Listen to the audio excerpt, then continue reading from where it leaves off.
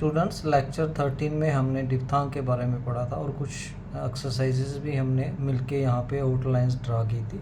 अब जो चैप्टर 6 है पिटमैन शॉर्ट हैंड बुक का, वो है फ्रेजोग्राफी। तो स्टूडेंट्स आज लेक्चर 14 में हम फ्रेजोग्राफी पढ़ेंगे। तो स्टूडेंट फ्रेजोग्राफी क्या होती है?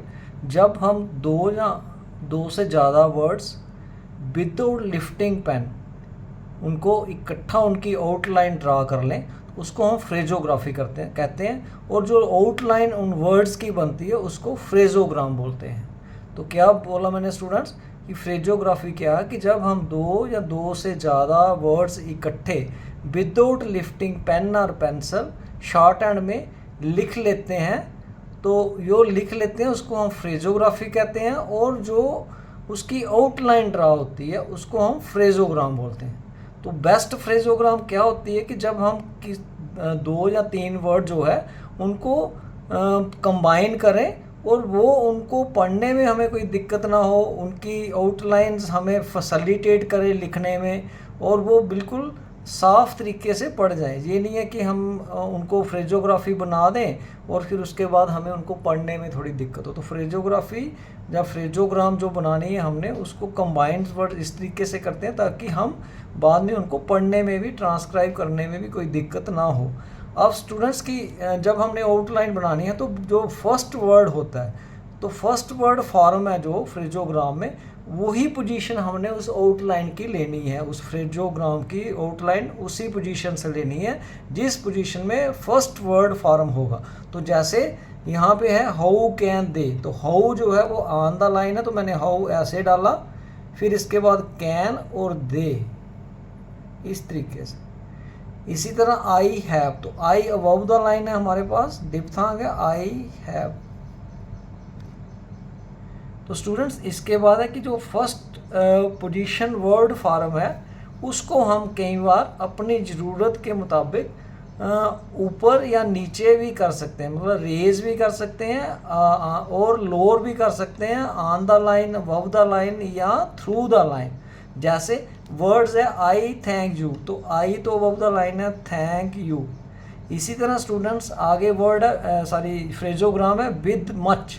तो अब विद तो हमारा यहाँ पे है अबव द लाइन और इसके साथ मच जो है मैंने अबव द लाइन इसके साथ लिख दी। इसी तरह अगर मुझे विद विच लिखना है फ्रेजोग्राम में, तो विद तो है ठीक है, लेकिन विद को मैंने थोड़ा सा स्लाइटली लोअर किया ताकि जो विच वाली स्ट्रोक है वो ऑन द लाइन आ जाए। यहाँ विद मच में मैंने अबव द लाइन पे इसको ख़त्म कर दिया था, यहाँ ऑन द लाइन पे ख़त्म कर दिया। अब विद ईच जो है, तो विद ईच जो है ये थ्रू द लाइन है इसकी फ्रेजोग्राम, तो मैंने क्या किया विद को और थोड़ा सा डाउन ले आया, लोअर कर दिया, तो इसको ईच जो है थ्रू द लाइन हो गई। तो स्टूडेंट्स हम जो फर्स्ट वर्ड पोजीशन है उसको हम ऊपर या थोड़ा रेज या लोअर भी कर सकते हैं किसी स्ट्रोक के साथ, थोड़ा सा फैसिलिटेट करने के लिए फ्रेजोग्राम को। तो स्टूडेंट्स इसके बाद है कि अगर के एम या एल इसके साथ अगर हम साइन जो है आई का, ये वाला साइन जो है आई का, आई जो डिप्थांग है, शॉर्टन कर देते हैं जब के एम और एल के साथ इनको लिखना हो इकट्ठा। जैसे आई कैन, तो कैन जो है के है, तो आई मैंने इसको शॉर्टन कर दिया, कैन लिख दिया। इसी तरह आई एम, एम के साथ है तो आई एम। इसी तरह आई विल, एल के साथ है, एल अपवर्ड है और हमेशा एल अपवर्ड होगा तभी ये शॉर्टन होगा, अगर लोअर होगा, डाउनवर्ड होगा, तो तभी ये शॉर्टन आई जो है वो नहीं, हम उसके साथ इस्तेमाल नहीं कर सकते। तो आई विल जैसे आई विल। तो इसी तरह स्टूडेंट्स जो ही है, मैंने आपको बताया था कि अगर ये अकेला होता है तो हमने क्या करते हैं, इसको डाउनवर्ड लिखते हैं। The bird he standing lone are at the beginning, या शुरू में हो ऑफ ए फ्रेज, तो उसको हम कैसे लिखते हैं, फ्रेज के बिगिनिंग में हो या अकेला हो तो उसको हम ही को ऐसे लिखते हैं, ही। लेकिन अगर फ्रेज में जो वर्ड ही है वो बीच में आता, दो वर्ड्स के बीच में आ रहा है, तो हम उसके लिए हमारे पास शॉर्ट हैंड में एक लोगोग्राम है इस तरीके से, तो वो लगा लेते हैं, ना कि ये वाला ही लगाते हैं। जैसे ही में है, तो ही जो है ये इनिशियल में है, तो जहाँ फुल ही आ जाएगा ये वाला और में। लेकिन ही, इफ़ ही में, तो इफ़ ही में ही जो है वो मिडल में आ रहा है, इधर इफ़ है इधर में है, तो यहाँ जो लोगोग्राम वाला ही है वो हम यूज़ कर लेंगे, जैसे इफ़ ही में। तो स्टूडेंट्स इसी तरह ही शुड नो, तो ही जो है ये इनिशियल में है, तो यहाँ ही ये वाला आ जाएगा, शुड और know. But if he should know, अब जहाँ ही जो है वो इफ़ से, इफ़ के बाद आया, इफ़ पहले है तो जो ही है वो लोगोग्राम वाला आ जाएगा, जैसे इफ़ ही शुड नो। तो स्टूडेंट्स इसके साथ ही जो द है, द के लिए हम जो है एक छोटी सी टिक है हमारे पास। तो अब अगर द जो है वो किसी के साथ ज्वाइन करना, जैसे ऑफ द लिखना है हमें, तो ऑफ द हम ये द टिक लगा सकते हैं, ऑन द ऐसे। तो ये जो द टिक है ये हम अपवर्ड डाउनवर्ड कहीं भी फैसिलिटेट किसी उसके साथ करने के लिए हम अपवर्ड भी लिख सकते हैं और डाउनवर्ड भी लिख सकते हैं। लेकिन स्टूडेंट्स जो टिक द है ये कभी भी इनिशियली यूज़ नहीं हम करते, मतलब शुरू में अगर द हो, जैसे होगा द में, तो द में मैं ऐसे टिक करके ये में नहीं लिख सकता, तो ये गलत तरीका है।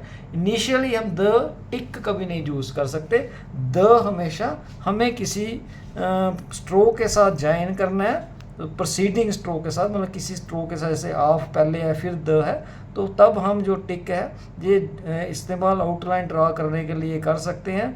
बट ये ज़रूरी भी नहीं है, इसको हम डाउनवर्ड भी कर सकते हैं, अपवर्ड भी लिख सकते हैं, हमारी जैसे फैसिलिटी उस पहली स्ट्रोक के साथ बनती होगी हम इसको इस्तेमाल कर सकते हैं। तो स्टूडेंट इसी के साथ ही फ्रेजोग्राफी जो है वो मैंने आपको अच्छी तरीके से समझा दी है। अब यहाँ पे जो पिटमैन शॉर्ट एंड नोटबुक है, यहाँ पे आगे ये फ्रेजेस कुछ दी हुई हैं जिनको आपने क्या करना है, ड्रा करना है, अच्छी तरह से इनकी प्रैक्टिस करनी है।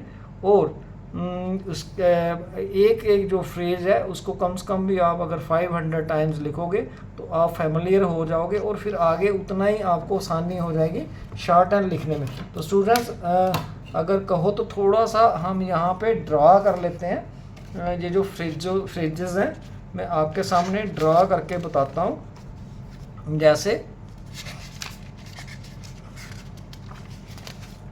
ये है स्टूडेंट्स, पहली जो है आई thank you, I thank you, तो यहाँ पे कैसे आ गया ये आई थैंक यू। इसी तरह स्टूडेंट्स जो नेक्स्ट है वो है I think you should B. तो अब देखो आई को मैंने थोड़ा सा नीचे ले आया हूँ, I think you should B.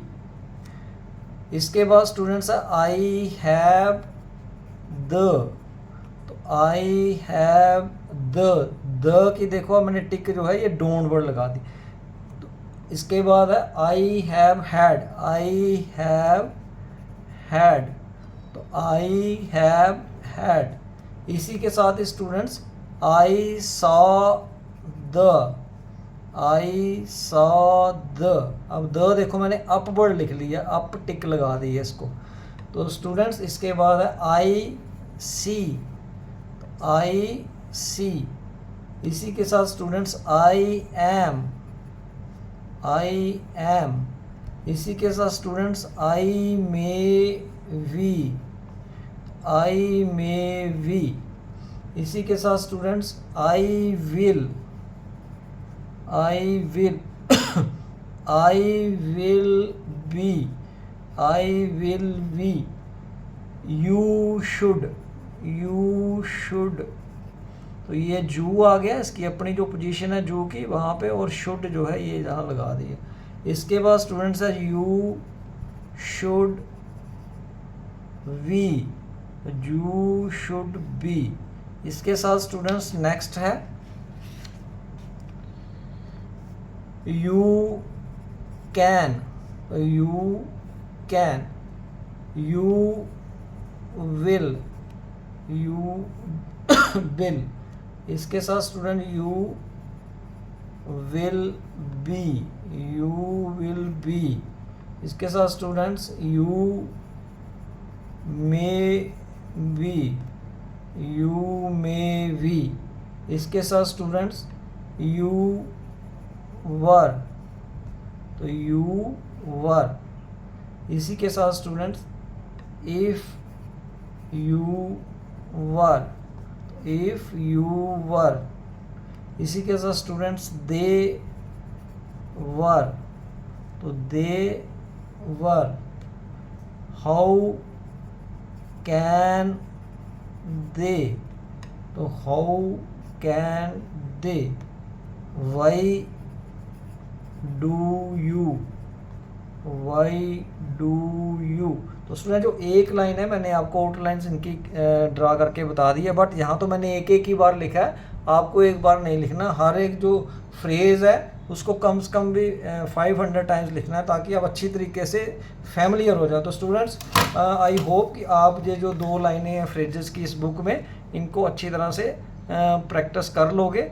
उसके बाद में जो एक्सरसाइज 21 है ये यहाँ पे खुद आपके सामने आउटलाइन ड्रा करके बताऊँगा। तो इसके साथ ही हमारा जो नेक्स्ट लेक्चर में के साथ हमारा फ्रेजोग्राफी वाला जो चैप्टर है वो ख़त्म हो जाएगा। Thanks students. एक बार फिर से मैं रिक्वेस्ट करूँगा कि इस जो चैनल है इसको ज़्यादा से ज़्यादा सब्सक्राइब करो और शेयर करो, ताकि ये जो नीडी बच्चे हैं उन तक पहुँच जाए, क्योंकि ये फ्री ऑफ कॉस्ट है। Thanks students.